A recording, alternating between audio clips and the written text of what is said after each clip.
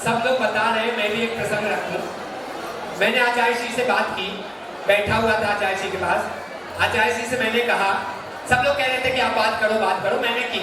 मैंने कहा आचार्य श्री एक बात बताओ, आप ऐसे सबके सामने चिल्ला देते हो, किसी को भी किसी के सबके सामने गुस्सा भी कर देते हो। आपको ये चिंता नहीं होती क्या कि समाज वाले क्या सोचेंगे मेरे बारे में? आपको अपनी छवि की चिंता नहीं रहती? अब आप भीलवाड़ा आए, पहली बार आए, ये भीलवाड़ा वाले देखेंगे तो क्या कहेंगे कि महाराज तो खूब गुस्सा करते, खूब चिड़चिड़ाते रहते। मैंने महाराज से कहा, बड़ी बात कह रहा हूँ, हाँ एकदम सही बात बोलता हूँ, और मैं तो महाराज से कह भी लेता हूँ। मैंने महाराज से कहा, तो महान भावों, जब महाराज ने मुझे उत्तर दिया ना, मैंने महाराज से कहा, मैंने कहा महाराज आप आ जाते हो, खड़े हो जाते हो, खुद सारा का सारा काम करवाते हो, दूसरे लोगों को काम सौंप दो, हम लोग हैं ब्रह्मचारी लोग हैं, वो काम करते रहेंगे। महाराज ने एक जो बात कही ना, भीलवाड़ा वालों, विशेष आप लोगों के सामने कहना चाहूंगा। उन्होंने कहा, देख आशीष, तुम सही कह रहा है, मैं भी जानता हूं कि ये सब ठीक नहीं लगता एक पद पे, लेकिन ध्यान रखना, मैं क्या करूं, मुझसे दिखावा नहीं होता, बस ये गारंटी के साथ कहता हूं। हर जगह आपको दिखावा मिल जाएगा, लेकिन ये एक ऐसी जगह है, अरे महान बाबू, कौन ऐसा होगा जो मैं गला लुट रहा है, लेकिन ये बात जरूर कहना चाहूंगा कि कौन ऐसा संत होगा और कौन ऐसा व्यक्ति होगा जो अपने शिष्य की वैयावृत्ति करते हुए उसकी गंदगी भी साफ कर दे अपने हाथों से। इतना बड़ा दूसरा कोई नहीं मिल सकता। इसलिए मैं कहता हूं कि मुझे अपने गुरु पे गुरूर है, और गुरूर है इस बात का कि आचार्य सुंदर सागर जी महाराज मेरे गुरु हैं, क्योंकि ये वैयावृत्ति में सबसे अव्वल है, इनके जैसा बराबरी दूसरा कोई नहीं कर सकता। इसलिए गुरूर है क्योंकि ये अंदर बाहर एक जैसे हैं, इसलिए गुरूर है क्योंकि इनके अंदर दिखावा नहीं है, इसलिए गुरूर है कि 24 घंटे में आप कभी भी चले जाइए, इनका कमरा आपको बंद नहीं दिखेगा। कभी भी चले जाइए, आपको कमरा बंद नहीं दिखेगा। कभी किसी से पर्सनल बात करते हुए नहीं मिलेंगे। कोई आपको दिखे तो मुझसे मिलवा देना। ये बात मैं डंके की चोट के साथ कहता हूँ, इस बात को ध्यान रखें। और ऐसा अंदर बाहर आपको एक जैसा अगर कोई साधु मिल जाए तो बताना। इसके बाद भी अगर आपको लगता है कि साधु में कोई कमी है, तो इसका मतलब आपको इलाज की जरूरत है। आपकी भक्ति नहीं, आपकी भक्ति के मतलब दिखावा। आइए महान भावों, मैं सांस भी ले लूं थोड़ी सी।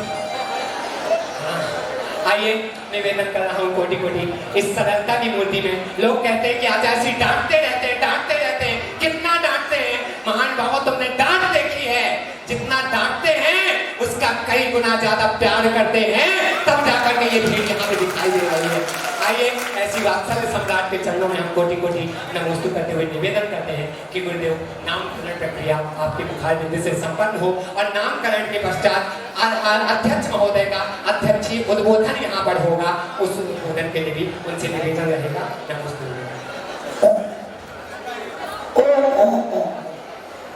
बहुत सारी प्रशंसा सुन ली है, बहुत सारा मिठाई खा ली है, अब थोड़ा सा कड़वी दवाई भी। ओम नमः शिवाय। क्या बात है भैया, भोजन प्यास लग रही है? देखो ये 6 साधु बैठे हैं, कल सवेरे पानी पिया था, अभी तक पानी की बूंद नहीं मिली, और कल का भरोसा है नहीं कि आज कल कहाँ हो जाएगा, ये भी गारंटी। तो आप तो अभी खाना खाकर, इसलिए अच्छी तरह से बैठना, ज्यादा समय नहीं, बस 20-25 मिनट में आपको यहाँ से फ्री कर देंगे। और ये ध्यान रखना, जो लोग यहाँ बैठे हैं, आपके खाने की भी भैया ऐसे रिकॉर्ड नहीं करना है। ओम नमः शिवाय, ओम नमः शिवाय। आचार्य गुरुदेव विमल सागर जी महाराज जी की, आचार्य गुरुदेव सरस्वती सागर जी महाराज जी की, 3 करोड़ मुनि राजों की।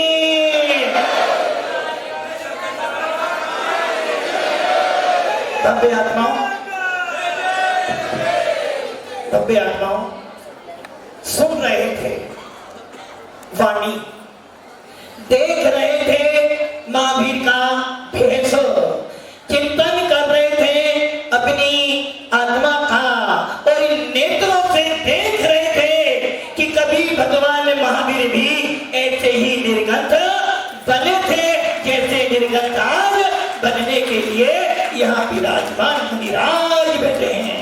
अब आप ये सोच लो, अब आप ये सोच लो, जिन आगम की चर्चा करना बहुत सरल है, जिन आगम की चर्चा करना बहुत सरल है, किंतु जिन शासन पे चलना बहुत बहुत बहुत कठिन है। किसी की निंदा कर लेना बहुत सरल है, किंतु किसी की प्रशंसा में तो शब्द बोल देना बहुत बहुत बहुत कठिन है। अब आप ये सोचो, ये जो 6 मुमुक्षु अपना घर परिवार इनके सामने बैठा है और सबको छोड़कर आज के भगवान महावीर के शासन में, उनकी परंपरा में आज ये साधु बनकर जिन शासन के आगे प्रभावना करेंगे। आप ये विचार कर लो, किसी साधु की आलोचना करना बहुत सीधी बात होती है, किसी साधु के बारे में उल्टा सीधा बोलना बहुत सरल होता है। अरे भैया, हमारा आगम कहता है निंदा करने में कुछ लगता नहीं है, किंतु निंदा करने वाला अपने भवों को बढ़ा देता है और प्रशंसा करने वाला अपने सारे भवों को काट लेता है। भव्यात्माओं, दीक्षा जब देनी थी, दीक्षा जब देने का विचार बनाया था, बागड़ में थे। और भैया मैं कह दूं, आज इस भीलवाड़ा के अंदर पूरा का पूरा बागड़ आया हुआ है। ऐसा कोई गांव नहीं जिस गांव में सुंदर सा लगा संत गया हो और वहां से आदमी नहीं आया हो। और ये तो बागड़ छोड़ो, महाराष्ट्र, उत्तर प्रदेश, MP, छत्तीसगढ़ और राजधानी दिल्ली। अब आप सोच लो, दूर दूर के लोग तुम्हारे भीलवाड़ा में किस लिए आए हैं? आपने बुलाया? अध्यक्ष जी ने फोन नहीं किया, अध्यक्ष जी ने निमंत्रण नहीं दिया है, सोहनलाल जी ने बुलाया नहीं है, फिर भी क्यों आए? इसलिए आए क्योंकि भगवान महावीर की जय बोलते हैं, नमोकार मंत्र को बोलते हैं। और जब कभी भी कोई मोक्ष मार्ग पे चलेगा तो उसकी बदला करने तो पक्का जरूर आएंगे ही आएंगे। भव्यात्माओं, इसको देखकर लगता है कि आज भी भगवान महावीर के अनुयायी हैं, आज भी भगवान महावीर को मानने वाले, देवता गुरु पर अपने प्राणों को निछावर करने वाले आज भी सच्चे जैनी श्रावक जयवंत हैं और हमेशा रहेंगे। आपकी भक्ति देखकर, आपकी भक्ति देखकर आज स्वर्ग का सौधर्मिंदर भी सोच रहा होगा कितना पुण्य लेकर आई हो तुम। मैं सौधर्मिंद्र इन मुनियों की वंदना कर सकता हूं, किंतु इनके हाथ पर ग्रास हार नहीं दे सकता। और तुम धन्य हो जो इनको हार देकर इनका मोक्ष मार्ग प्रशस्त करते हो। भव्यात्माओं, जब मैं भीलवाड़ा आया था, क्योंकि आज दिन है बोलने का और हमें ये गम नहीं, और मैं स्पष्ट बोल दूं, टेंशन तो देता नहीं हूं और टेंशन लेता भी नहीं हूं। और हमारे गुरुजी ने सूत्र दिया है, हमारे गुरुजी ने सूत्र दिया है, किसी को छेड़ना नहीं, किसी को, काला जी, किसी को छेड़ना नहीं।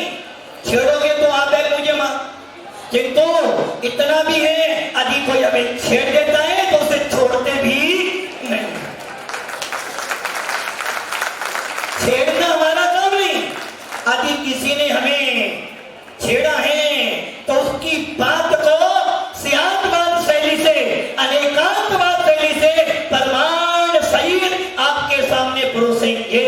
भव्यात्माओं, जब भीलवाड़ा आया था, दीक्षा के विचार थे कि देनी है, देनी है, किंतु भावना थी कि दीक्षा तो मैं यहां दे दूंगा, यहां आएगा कोई मुझे यहाँ जानता ही नहीं है।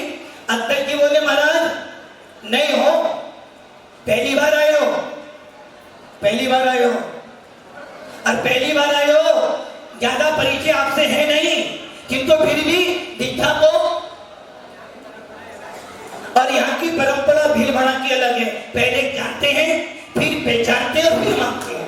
और बादल की परंपरा क्या है? हमारी परंपरा के पहले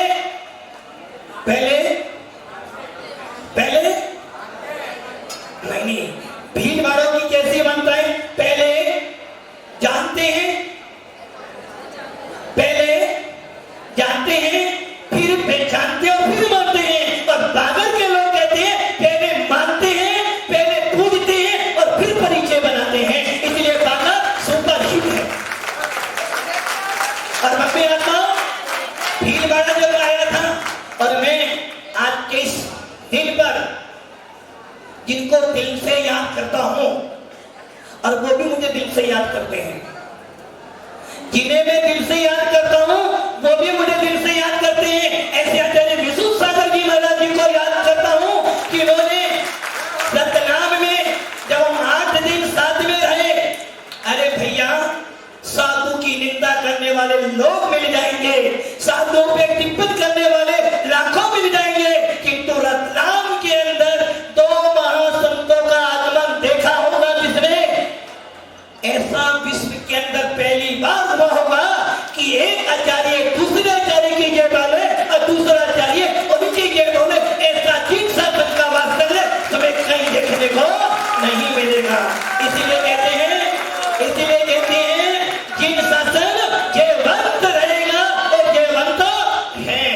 उन्होंने मेरे से बोला था महाराज अभी तक तो हम आपसे सिर्फ 2007 से परिचित हुए थे, किंतु आज देखकर लगा कि सच्चा मुमुक्षु भी विशुद्ध सागर जैसा एक और पैदा हो गया है।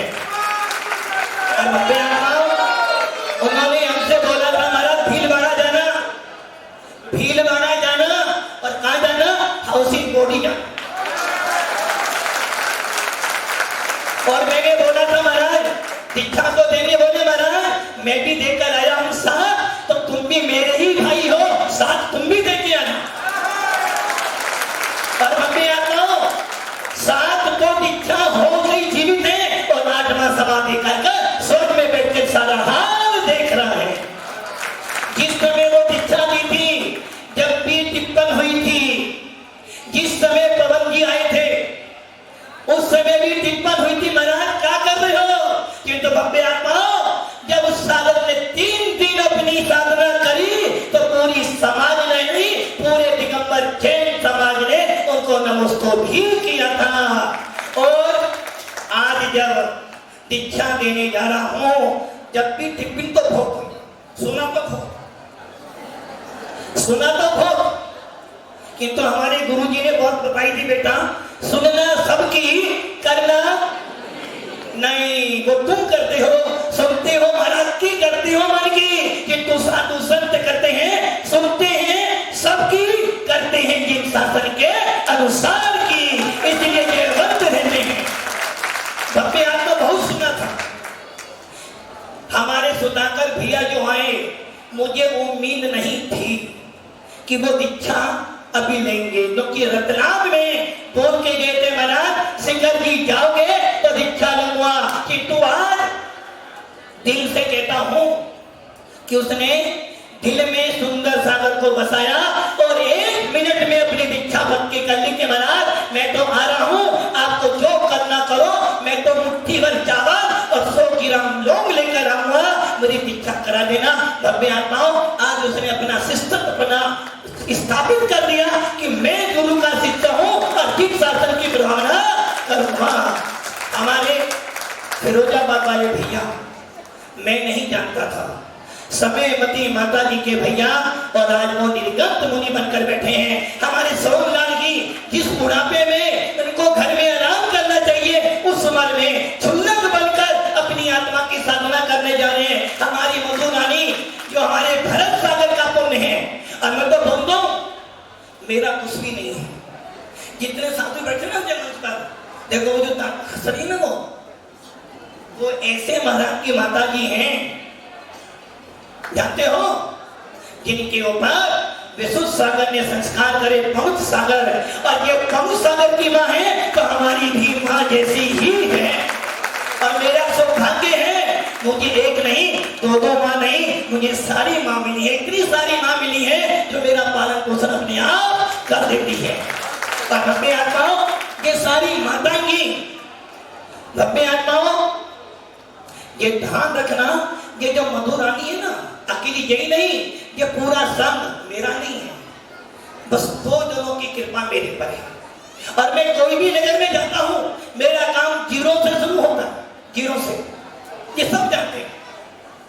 किंतु जब काम 0 पे शुरू होता है तो 108 पर पूरा होकर रहता है, क्योंकि मेरे ऊपर दादा गुरु धिवन सागर और परम श्रद्धेय गुरु सन्मति सागर मेरा का आशीर्वाद है, इसलिए मेरा काम कभी 0 नहीं होने वाला, 0 होकर ही रहता है। और भव्य आत्माओं, हमारी ये दादी पुष्पा जी, वास्तव में मैं आज दावे से कहता हूं, कुछ है नहीं मेरे पास, क्योंकि दिगंबर साधु तो श्रद्धा ही नहीं है। इसलिए तो कहा जाता है पूरे विश्व के अंदर जैन संत जैसी साधना कोई अन्य शासन में नहीं की जाती है। ये पुष्पा काकी जो है, ये आचार्य भरत सागर का पुण्य है। और मैं तो कहता हूँ लोहारिया जैन समाज को आशीर्वाद दिल से कहता हूँ कि भरत सागर के बाद यदि उन्होंने किसी को पूजा है तो सुंदर सागर को दूसरा भरत सागर मानकर पूजा है। और जब तक सुंदर सागर रहेगा, आचार्य भरत सागर का नाम कभी छोड़ने वाला भी नहीं है। भव्य आत्माओं, चंदा मामा कितनी कितनी कितनी मेहनत कर कर, अब इनसे मुझे कोई मिलना नहीं है, इन सारे साधुओं से कुछ मिलना नहीं है, किंतु उनकी प्रभावना करनी नहीं, इन्हें तो आंख प्रभावना करने के, तो भव्य आत्माओं, इनकी सेवा करने से आचार्य भगवती रचना में कहते हैं, यदि मैं बूढ़ों की सेवा करूंगा तो कि मुझे भी बूढ़ा, शायद आपको बूढ़ा नहीं होना, मुझे तो बूढ़ा भी होना है और मरना भी है। और जब मैं बूढ़ा हुआ तो मुझे भी कोई ना कोई जवान संभालने वाला मिलेगा तो मेरी भी सेवा करेगा। इसीलिए जवान मिले तो मिले, यदि मुझे बूढ़ा मिलेगा उसकी सेवा करूंगा। कम से कम इन हाथों से ना जाने कितने पाप किए होंगे, यदि इनकी सेवा करते करते मेरे हाथ पुण्यशाली हो जाएंगे तो तीर्थंकर प्रकृति का भक्त मुझे अपने आप ही हो जाएगा। इसलिए गैया वृत्ति करने वाला साधु यदि मिल जाए तो समाधि के लिए अपना हाथ दे देना। कहा जाता है मेले में जब बेटा जाता है तो क्या करता है, माँ का उंगली पकड़ता है, और मेले में भीड़ ज्यादा हो तो उंगली छूट जाती है, और यदि माँ बेटे का हाथ पकड़ ले तो कभी छोड़ती नहीं। वैसे ही इन्होंने मेरी उंगली पकड़ी थी, मैंने इनका हाथ पकड़ लिया है, और जब तक इनकी समाधि न हो जाए इनको छोड़ने वाला भी नहीं। निंदा जिसने करी उसका फल सुन चुके हो, और जिसने प्रशंसा करी है उसका मोक्ष तो जाना निश्चित है। और निंदा हर संसद में विपक्ष होना चाहिए, यदि लोकतंत्र में विपक्ष नहीं होगा तो काम अच्छा नहीं होगा। वैसे ही निंदक न्यारे राखिए, वैसे ही साधु संतों को भी निंदक को बात में रखना चाहिए। जब तो इतनी सारी भीड़ आकर उनको जवाब देती है कि तुम निंदा करते रहना, हम पुण्य कमा कमा कर मोक्ष में चले जाएंगे। मैं आता हूं, प्रशंसा करूंगा भीड़ बाड़ा के उन लोगों की जो शुरू से लगे हुए हैं। हमारे अध्यक्ष राकेश जी समय दिया और भव्य आत्माओं काम भी किया, समय भी दिया, काम भी दिया। और हमारे काला जी ने तो सबको गोरा बना दिया। और सोहन लाल जी भी लगे तो हैं महाराज, जब तक हो तब तक तो लगा रहूंगा। और भव्य आत्माओं कुछ ऐसे पर्दे के पीछे वाले जीत भी हैं, जैसे हमारे नीरज भैया हैं, सुमित भैया हैं, सुरेंद्र भैया हैं, विकास भैया हैं, पारस भैया हैं। नाम तो मुझे नया नया हूँ, नाम नहीं पता मुझे, किंतु ये जरूर कहूँगा कि सब लोगों ने, जो लोग मेरे से दिल से जुड़े थे, पूरी सेवा की है और मैं भी उनके लिए दिल से ही हमेशा उनका साथ देता रहूंगा। अब जिन महिलाओं ने, जिन लोगों ने चौके में हार दे रहे हैं, बड़ा पुण्य कमा रहे हैं, उन सबके लिए बहुत बहुत आशीर्वाद। और पूरी दिगंबर जैन समाज, भले वो भीलवाड़ा की हो या भारत, सबके लिए बहुत बहुत बहुत आशीर्वाद। ऐसे ही संतों की सेवा करते रहो और संत की सेवा करने का फल है कि एक दिन तुम भी संत बनकर यहाँ से मोक्ष में चले जाओगे। एक बार उन परिवारों को भी बधाई दूंगा जिन्होंने इस उम्र में अपने माता पिताओं को हमें सौंपा है। वास्तव में इसे कहते हैं लायक बेटा, जो अपने पापा को, मम्मी को महाराज के पास छोड़ा कि मम्मी पापा तुम साधना करो, मैं तुम्हारी सेवा करने के लिए हमेशा तैयार रहूंगा। अंत में जो जहां जहां से आया है, अपने अपने हाथ जोड़ लो, अपने मस्तक पर रखो। भैया इतना थक में कभी नहीं मिल रहा, फिर भी तुम बैठे। और ये हाथ इसलिए जोड़ना क्योंकि मैं अपने गुरु महाराज से प्रार्थना कर रहा हूं। मैं अपने गुरु महाराज से प्रार्थना कर रहा हूं कि हे भगवान, हे पंच परमेश्वरी भगवान, हे आदिनाथ भगवान, हे सुपातनाथ भगवान, हे चौबीसों भगवान, हे गुरुदेव आचार्य आदि सागर जी, आचार्य महावीर कीर्ति जी, आचार्य विमल सागर जी और आचार्य सरस्वती सागर जी महाराज, 3 कम 9 करोड़ मुनिराज आपके चरणों में नमस्ते।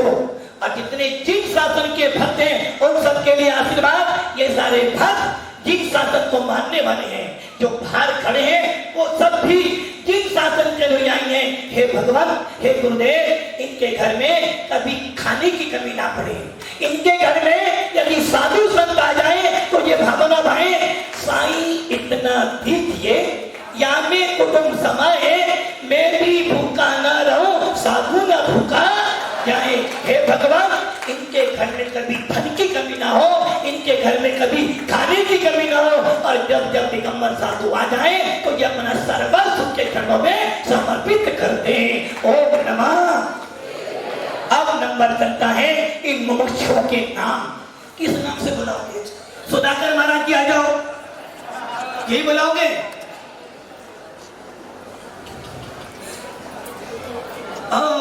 भैया भैया, सुधाकर नहीं बुलाया मैंने, देखो वो भी सुधाकर से आ गए। भैया अभी तो नाम, नौकी लड़ाई तो नाम की है। जिन शासन में सुधाकर का मूल्य नहीं, जिन शासन में मुनिनाथ का मूल्य है, इसलिए जो नाम गुरु देगा उसका मूल्य होगा। अब और भैया अंत में मैं अपने पूरे संत का धन्यवाद कहना चाहूंगा कि मेरे पूरे संघ ने, भले हमारे महाराज हो, हमारी माता जी हो, भले वो हमारी सिद्धांतमती माता जी हो, पूरी संघ सिद्धांतमती से लेकर सुतक तक और सुरेश सागर जी से लेकर सुगम सागर तक और आशीष भैया से लेकर हमारे नीरज भैया, उमंग भैया, विक्की भैया, परमेश भैया, हमारे वस्तुपाल जी और हमारे साथ बड़ा वाले भैया पंकज जी और भव्य आत्मा हमारे भट्टारक जी महाराज बैठे हैं। मेरे पास चित्तौड़ में आए थे घंटे के लिए, बोले महाराज दीक्षा दोगे? मैं पक्का आऊंगा। और भव्य आत्मा इन भट्टारक जी का शाम की सभा में संघ की नहीं समाज की तरफ से बहुमान भी किया जाएगा। भट्टारक जी को बहुत बहुत आशीर्वाद। जब जब दीक्षा थे तुम जरूर चले आना। हमारा ये भैया बड़ौदिया से आया है, कहने को तो पार्टी बदल चुका है, किंतु अब ये ऐसी पार्टी में आ गया है कि नमो लोय सबवे थोड़ा बोलता है, हर साधु की सेवा करता है। 3 दिन से लगा हुआ है और ना जाने कितनी बार आता, बस एक ही काम करता है, फोटो निकालता है और समाज को फेंकता रहता है। इसलिए भव्य आत्माओं, अब इनका नामकरण किया जा रहा है कि किस नाम से बुलाएंगे।